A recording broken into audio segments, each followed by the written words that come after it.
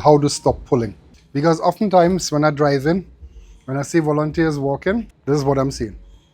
Anytime there's tension in the leash, you're teaching the dog to pull. That's why it gets worse. Because the dog has an opposition reflex. Anytime the dog feels pressure on the collarbone, they lean into it.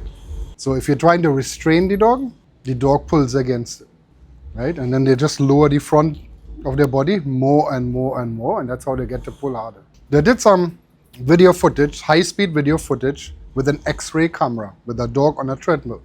And they have discovered that all the propulsion in a dog comes exclusively from the rear. The front is simply to keep the body up and to facilitate directional changes, right? That's why the shoulders are the way they are. They just facilitate that. All the power comes from the rear. When they pull, they lower the front to make it easier to drive off the hind legs.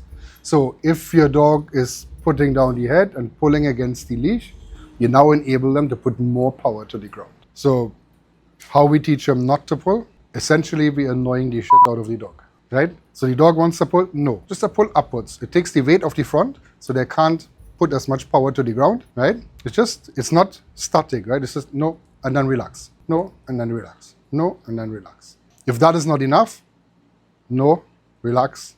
The dog wants to rush forward. Okay, we're going this way.